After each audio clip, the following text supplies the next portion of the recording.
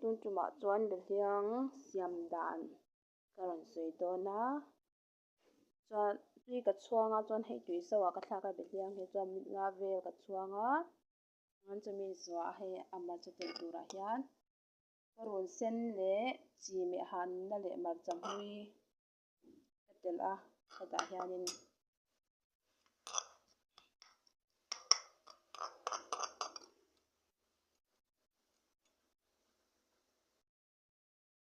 hetian ka tel a chuan meh hanna ka tel leh anga meh hanna leh chi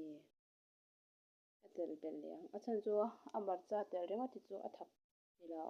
hei a altok lo thin a chuan chuanin a than pain kan tel leh chu chuan hmarcha nen khan heti hian kan chawhpawlh vek tawh a hei chu sa um lo a siam dan ania chuan hei mi zuah hian sa um nen a bei dan lo sa um nen a siam dan kha karon sawi leh dawn ani tui dawn tuk ringawt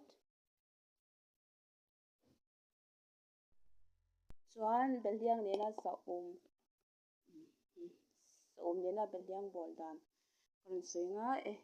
hetah in sa um ka dah tawh a chuanin chi kan dah leng a chuan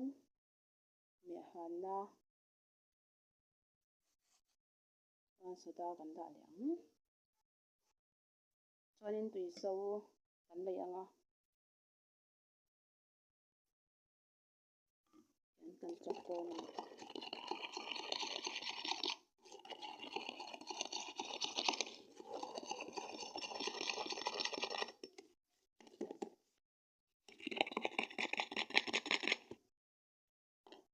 chuan beliang kan tel tawh ang tah hian beliang kan dah anga chuan kan chawk leh ang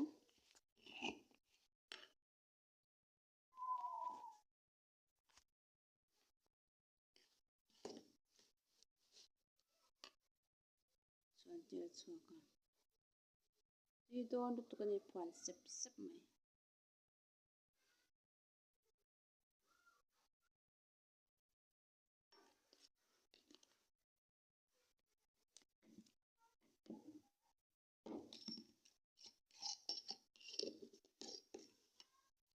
chuan kha zawng kha sa um nen leh sa um tel lo bei dah bawl dan ania